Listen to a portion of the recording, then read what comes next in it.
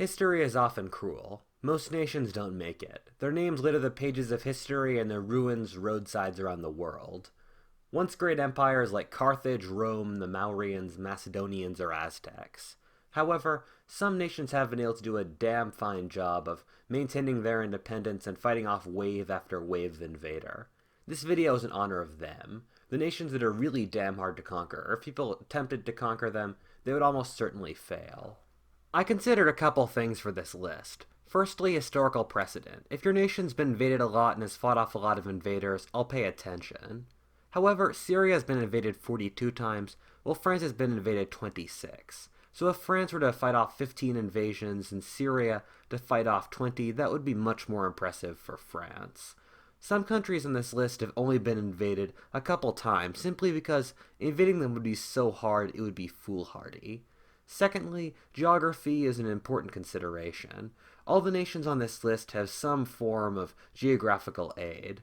For example, the Germans and Assyrians are pretty good fighters, but both are surrounded by violent peoples on all sides on a plain. Also, the societies have to have some military skill. The Democratic Republic of the Congo, for example, is a thick jungle. Its main river has some of the biggest waterfalls ever, and diseases have prevented colonization until 100 years ago. However, these geographic challenges meant that the native societies never developed far enough to fight off invaders. Also, I'm not playing the everybody but a big neighbor rule. Take Canada or Ireland, both of which are relatively hard to conquer, are surrounded by large bodies of water, except if you're their massive neighbor who could or did conquer them with ease. So with that, let's get on with this. Number 10, Ethiopia. Most of you probably know this one from being the only African nation that wasn't colonized by the Europeans. They were able to successfully fight off an Italian army in 1897. Some of you are going to mention Liberia, but really that was an American colony. That's part of this, but not all of it. Ethiopia also resisted an odd 1,500 years of constant Muslim invasion from the north and east. Among its neighbors, it's fought off an invasion from both Somalia in the 70s and a few from Sudan. The only time it's been successfully conquered was in 1937 by the Italians, when the technological gap grew so great and the Italians used poison gas. So why is this the case? The reasons are partly geographic and partly societal. Most of Ethiopia's population is in the mountainous center of the country. As we'll find time and time again in this list, mountains are a big plus because they're physically hard to conquer, but they also produce hardy warriors that make them even more difficult to conquer. Also, it's been pretty much the most developed spot in sub-Saharan Africa for 2,000 years. It's been an advanced kingdom since around 300 AD, while most of Africa was tribal. If anyone in the area would be able to form an organized defense, it would be Ethiopia.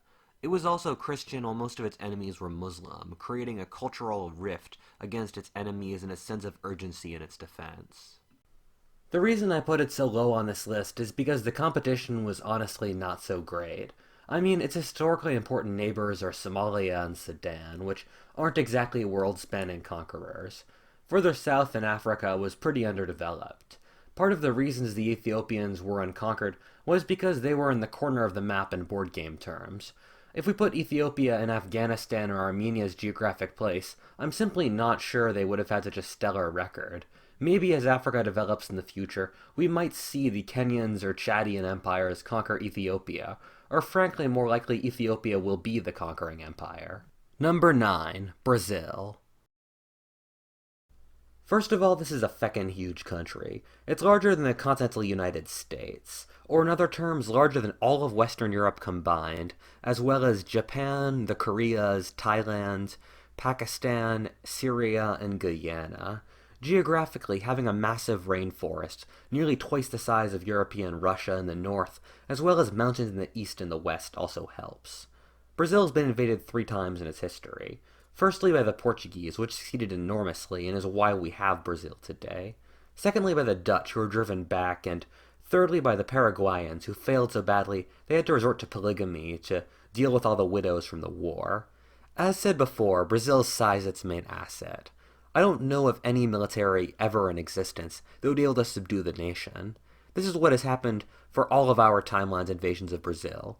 Both the Dutch and the Paraguayans ran out of steam, and then the Brazilians rolled them back. I mean, just imagine what an American, the greatest military power of today's invasion of Brazil would look like.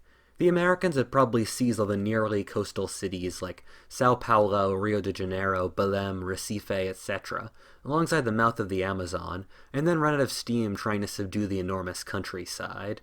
And after 20 years of political candidates whining at the legitimacy and necessity of the war, would pull out. Brazil is so low on this list because I see no evidence of martial skill among the Brazilian people. There are no world-famous Brazilian generals, no military campaigns that are admired for their genius, and no Brazilian military elites that Sabaton could sing songs about. To be honest, I see very little evidence that the Brazilians are in a good position because of what they've done versus the hand they got. Number 8. The Byzantine Empire. For those of you that don't know, the Byzantine Empire was the Greek-speaking remnant of the Roman Empire that kept going for 1,000 years after the rest of the empire fell, being conquered by the Turks in 1453. For those of you who say this isn't a country anymore and shouldn't count, firstly, it's my channel and I get to do what I want, and secondly, time is relative and the Byzantine Empire will have probably existed for far longer than most countries in the world today will. And finally, I'm making an exception, and this is the only historic nation on this list, so don't get too excited, history nerds. When I'm referring to the Byzantine Empire, I'm referring to the geographic heartland of the empire that survived the longest, or modern-day Anatolia and the Balkans. However, in its 1,000-year existence, the amount of invaders the Byzantine Empire shrugged off was simply incredible. It fought off the Goths, Huns, Vikings, Arabs, centuries' worths of various kinds of Turks, Avars, Persians, Slavs, Bulgars, and Normans, only losing to the Crusaders in the umpteenth Turkish attack. However, these losses were very chancy things, with the 3 most important battles being lost due to the best general's fear of water, the internal squabbling after the main battle had already technically been won, and the Crusaders backstabbing them at the last moment. Honestly, I would have put the Byzantine Empire's chances of survival as higher than Spain if I was alive in the year 1000. Unlike most of the guys on this list, the Byzantines are here more due to the human element than the geographic. Yes, the Byzantine geographic position has perks. They controlled the Bosphorus Straits, the entranceway to the Black Sea, which created trade. Also, they controlled Anatolia and the Balkans, whose mountains are recruiting grounds for incredible soldiers. The Anatolians have always been good fighters, whether they've been Hittite, Turkish, Celtic, or Roman. However, they're also wedged between Europe, Asia, and in the early years Africa. This means that they were in a permanent state of fighting off invasion. They're in the geographic center of the world, and thus all the edges tried to conquer them. The Byzantines were geniuses at holding their position, however. Starting closest to the capital, the walls of Constantinople were really thick and impressive. Countless invaders broke themselves like water upon a rock against them. Secondly, they developed an efficient system of warlike feudal warlords in Anatolia that made conquering it fairly difficult and defeated countless Arab invasions. The Byzantine military was pretty talented, with good use of both infantry and cavalry, alongside the first flamethrowers. Finally, Byzantine diplomacy was legendarily good. The Byzantines averted countless wars by clever use of bribes, flattery, and threats. Number 7. Korea. You have to be pretty hard-assed to survive getting wedged between the Japanese and the Chinese, but that's what the Koreans have done. The Koreans have fought off invasions from those 2 nations, alongside the Manchurians and Mongols. My favorite 2 examples are the Sui Wars and the 1592 Japanese invasion. In the 7th century, the Chinese Sui dynasty invaded Korea, and it failed spectacularly. For example, at the Battle of Salsu River, over 300,000 Chinese troops entered the battle, and only 2,800 left. In the Japanese invasion of 1592, 23 Korean ships, using some of the first ironclads ever, defeated over 400 Japanese ships and saved Korea at the Battle of Secheon. The only successful invasions have been by the Mongols led by Genghis Khan, who made Korea a relatively independent tributary state, which is pretty good by Genghis's standards, in which most opponents become Lego skull pyramids. The second time was by the Japanese at the turn of the 20th century, in which modern technology allowed them victory. This is mainly accomplished by a combination of the Korean geography and people. Korea is a mountainous peninsula with burning summers and freezing winters. The tough geography and neighbors have forced the Koreans to become a skilled warrior people to survive, which is what has happened. Number 6. Vietnam. Have I made it clear China is a bad neighbor yet? Like a guy who just can't get the idea into his head that a girl isn't that into him. The Chinese have tried to conquer Vietnam 27 times in the last 1,000 years. Vietnam was initially founded as a Chinese colony and was once called something along the lines of Little China south of China. Around 1000 AD, it gained independence, and the cultures are so similar that it's always been a tempting goal for the Chinese to try to reconquer it and make it the 24th province. Kind of like if America kept invading Canada, and the Canadians only survived by becoming a badass warrior people. We've also all heard of the legendary Vietnam War, in which the North Vietnamese beat the Americans, a dominant world power severely outgunned. The only time the Vietnamese military really got conquered was by the French, where again, as before in Korea and Ethiopia, modern Western technology turned the tide. For Americans, at least, countless movies have hammered in the dangers of the Vietnamese jungle, in which death could be behind any leaf or branch. Vietnam is also quite mountainous and rugged in many spots. Until modern medicine, the tropical climate's diseases didn't help much either. Meanwhile, the Vietnamese became so militarily skilled because anyone in the area who wasn't militarily skilled got cannibalized by China. At that point, it's just Darwinian natural selection. This also applies to Korea. Number 5.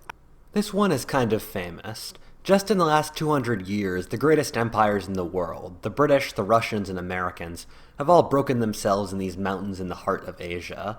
A more poignant look is to see who has succeeded. Out of the 19 invasions of Afghanistan, the only successful ones that did more than just pass through were Cyrus's Persians, Alexander's Greeks, and Genghis Khan's Mongols. So, to conquer Afghanistan, one must be one of the greatest military geniuses in history. This rule has been proved by countless corpses. Very encouraging. The terrain of Afghanistan is awful. I mean, just look at these mountains. Imagine maintaining a supply chain in those hills or marching men. Like Korea, the summers are boiling and winters frigid. The climate is also arid, creating yet another barrier. This breeds a couple issues. Firstly, it's so poor that there's really little point in conquering it.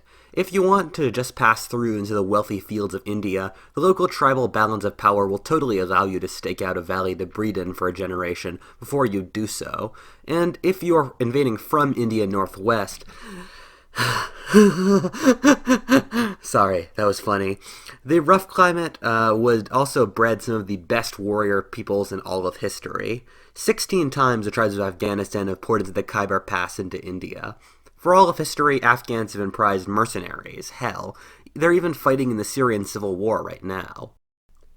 The disunity of the Afghan tribes is their greatest advantage. There are no major objectives worth seizing. You seized Kabul, Ghazni, and Herat. Good for you. There are still millions of well-armed tribesmen in the hills that don't give a damn. If you do try and go up into the hills and try to destroy the tribes, they just move. You'll be fighting like a blindfolded man in a ballroom with a knife. There's actually a great game by the makers of Plague Inc. about fighting an insurgency in an Afghanistan-style country called Rebel Inc. I can't recommend it more for describing the sheer frustrating awfulness of trying to conquer Afghanistan. So it makes sense why the British decided to deal with Afghanistan by making it a mildly friendly puppet state in Kabul and then leaving it alone, or most medieval monarchs only cared about the caravan cities and the roads out of Afghanistan, leaving the tribes alone. Number 4. Britain. The English like to brag they've never been conquered or invaded since 1066, a date drilled into their heads since birth. On one hand, this is wrong. The Dutch invaded Britain in 1688, and it was so successful that it was later called the Glorious Revolution, while the French invasion in 1215 hacked its way deep into the middle of the country, before bad King John died and the English nobles kicked the French out. However, it does make a valid point. While most nations in Europe have been invaded countless times, for England it's only been a handful. Of course, this does not leave out the countless invasions before 1066. The Romans, Celts, Angles, Saxons, Jutes, Vikings, Gales, or Norman. Actually, my favorite board game ever is Britannia, which is about this era of foreign invasions. Firstly, when you compare this to what countries like France, Italy, or Hungary faced in the same era, it isn't that bad, which leads me to a valuable point. The English tended to ignore the water before the Vikings, then their influx probably made the English skilled sailors. Britain's strongest advantage is its island status. When the British became skilled sailors, this made them an unstoppable combination. Britain's island status meant that it could invest in a navy, which meant it didn't need to become embroiled in continental wars or raise large armies. This in a roundabout way allowed the rise of democracy and massive economic and scientific growth. This in turn fortified Britain's position, giving it immense wealth and influence. Britain's naval strength also meant it had the upper hand in colonial wars, which led it to slowly amass the largest empire in history. A word also has to be given out to the British military. Britain has faced an incredible amount of failures and blunders. Gallipoli, Singapore, Braddock's ambush, the Somme, Island Wana, the entire American Revolution, etc. But it's also had even more remarkable victories to balance it out. Agincourt, Waterloo, Plassey, the Plains of Abraham, Arsuf, the Battle of Britain, Blenheim, Crécy, Poitiers, etc. The English have always been good at having small, high-quality armies, whether that's been the Huscarls, Longbowmen, Drake's Sea Dogs, Cromwell's New Model Army, or just the regular Tommies. Any invader of England must face this. Number 3. Japan. Gee, looks like another island nation for very similar reasons. Unlike Britain, which has been invaded 14 times, Japan's been invaded 1.5. The first time was between 500 and 300 BC, when the ancestors of the Japanese migrated from Korea and displaced the native Ainu peoples. The second time, which I counted as a half, is when the Americans nuked Hiroshima and Nagasaki to prevent an invasion at the end of the Second World War, and the Japanese surrendered. If the US did invade, it would have been a nasty campaign with astronomical casualties on all sides involved, but I made a video on that, link in the description. The Mongols tried to invade twice, but their fleet was blown away by a typhoon or hurricane, both times with the stragglers butchered on the beaches. Japan's island status is a big contributor. It's larger than Britain, and also the Straits of Tsushima between Japan and Korea are 6 times the distance as the Straits of Dover between England and France.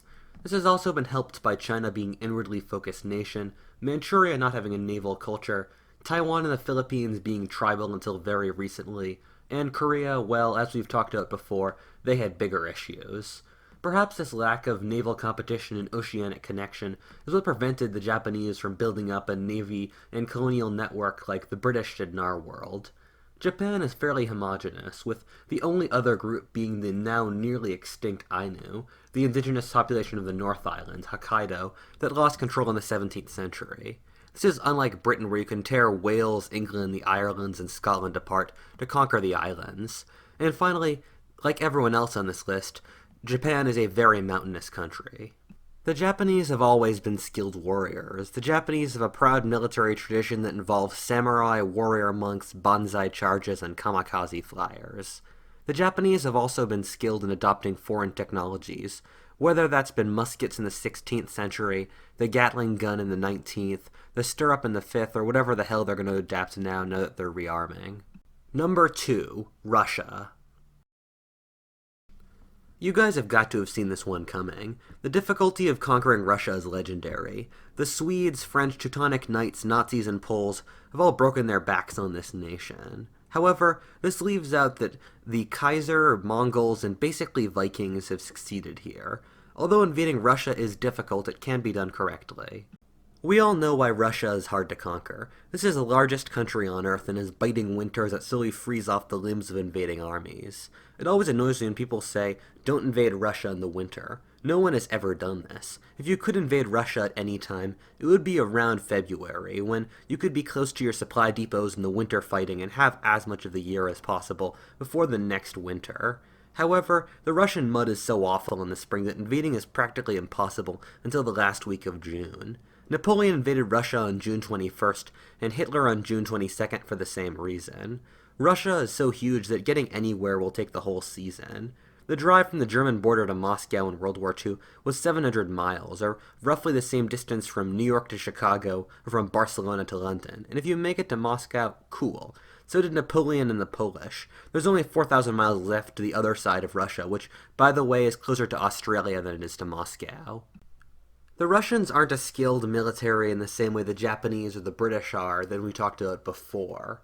Russian military history is filled with horrifying incompetence and stunning losses. However, the Russians have an unbelievable tenacity, loyalty, stoicism, and bravery. Plus, there's a hell of a lot of them. There are 150 million Russians, which used to be much more impressive before America's population doubled and the Third World's more than quintupled, while Russia has remained stagnant, but still makes it the most populous nation in Europe almost by a factor of 2.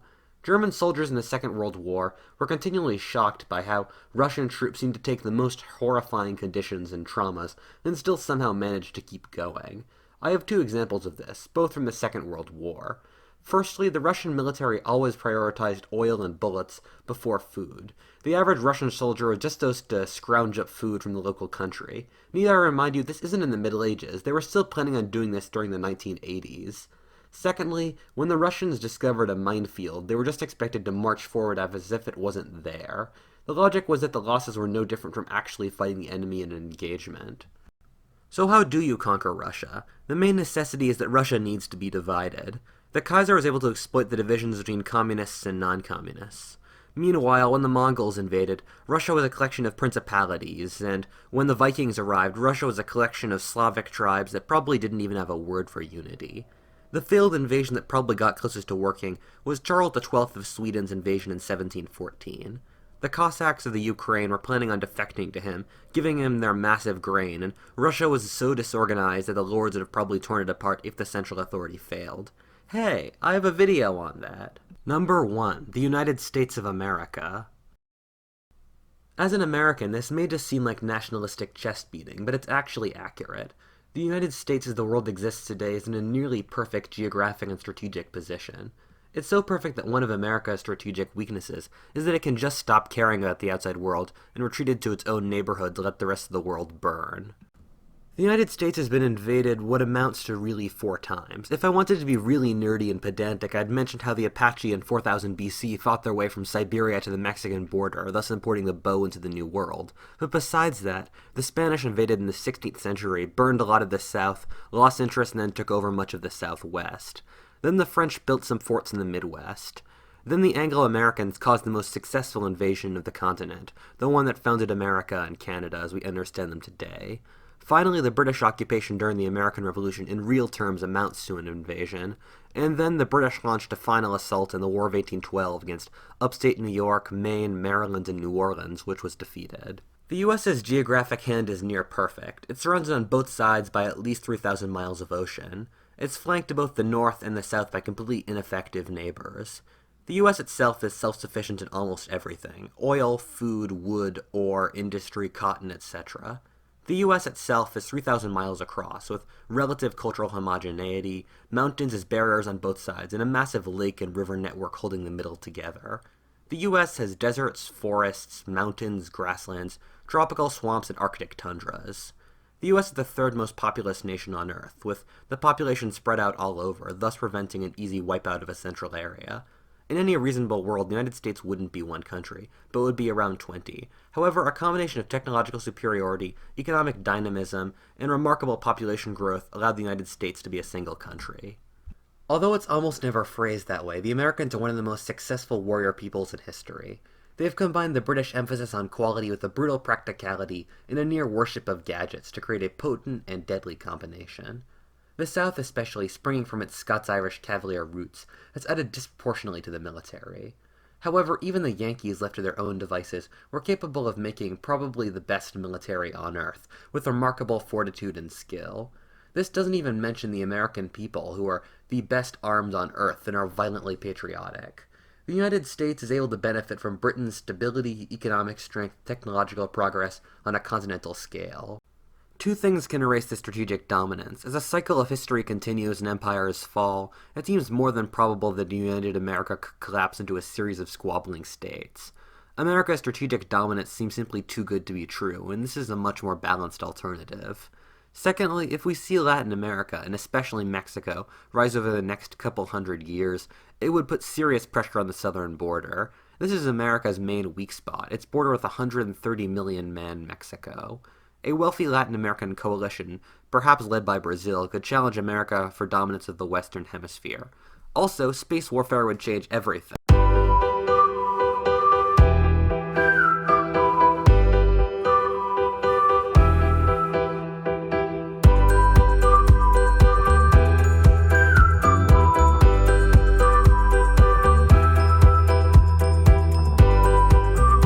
What if Altist? Thank you for watching. This was probably the most work of any video I've ever made, and I hope you liked it. And if you did, please stay tuned for future videos, subscribe, comment, or tell a friend.